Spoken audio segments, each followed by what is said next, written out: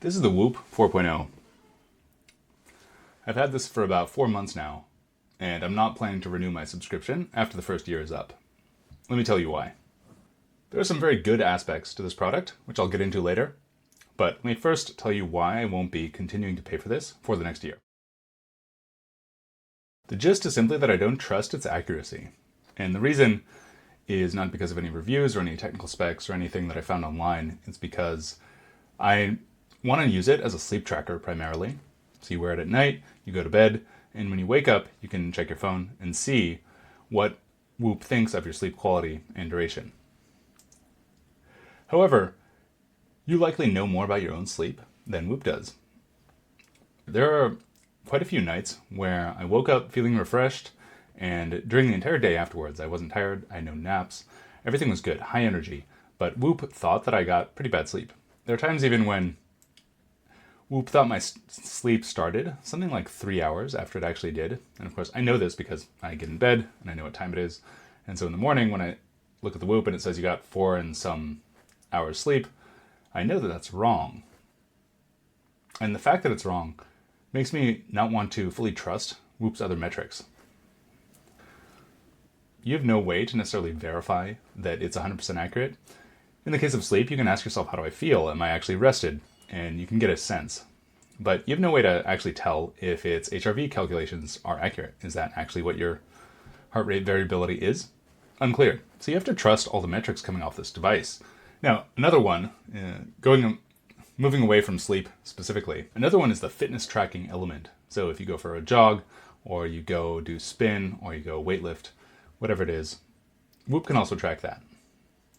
And I suspect it is much better at tracking jogging or cardio type activities.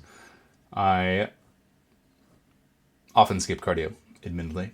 So I'm not too sure. And when I do cardio, I've been doing cardio recently, and I explicitly hit start on the Whoop. So I'm not sure how well it tracks it.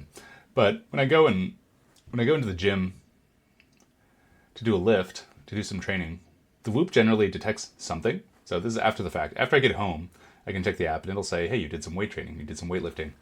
And the start time is inaccurate and the end time is inaccurate too. So it detected you did something, but it wasn't accurate in the start and the stop. So that's the main reason I won't be renewing, because I don't feel that I can actually trust the data. And if I can't trust the data, then why am I collecting the data in the first place? And this is true for my use case, which is first and foremost about sleep. I bought this basically as a sleep tracker instead of an Oura Ring, which is the other big player in that space. There are a number of other minor gripes I have, but they're very minor, and I would not consider them deal breakers. For instance, the default band, the material stays wet for a long time. It's very comfortable, very easy to forget that this is on your hand, but it stays wet when you take a shower. So if you leave it on during the shower, it's going to be wet for a few hours afterwards, depending on the humidity wherever you live. You can also buy different bands, but from the reviews that I read, the other bands aren't necessarily that much better. For instance, they have one band that dries really quickly. I forgot what it's called. But some of the reviews say that it loosens over time, and so your mileage may vary.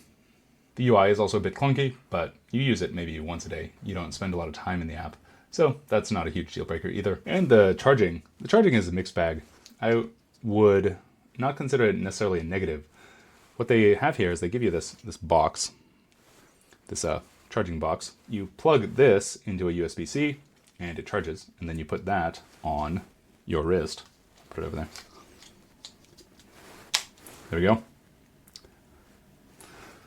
And that's how it charges. So you never actually have to take it off. But I always want to take it off before the shower because, like I said, the band stays pretty wet for a long time. The Whoop also does a whole lot of different things. The app specifically. You can use it to track your workouts. For example, they have a whole feature dedicated to being able to enter your reps and sets if you're going and doing weight training. So if you don't already have a tracker app, that might be useful. But the fact that it is inside the more broad app that is the Whoop app, I find it not as useful as a lot of the dedicated apps. And there are a lot of dedicated fitness tracker apps. It'll be hard for Whoop to compete in the fitness tracking app space, depending on what you want to track. But if you have no other app and you would prefer using an actual app rather than, say, a piece of paper, then give it a try. You might find it useful. So let's get into what I do like about the Whoop. It is super comfortable, as I mentioned before. It's very easy to forget that it's on. The HRV metric seems to generally correlate. I've had this on long enough that I've gotten sick a few times with the Whoop. So in the past few months, I came down with a fever, and the Whoop HRV metric did reflect that I was sick. It was not predictive, or at least I didn't think so. I knew I was getting sick before I looked at my phone and it told me so. So I'm not sure that there's actually any benefit for predicting that you're coming down with a sickness, but if you're coming down with a fever, you will probably know.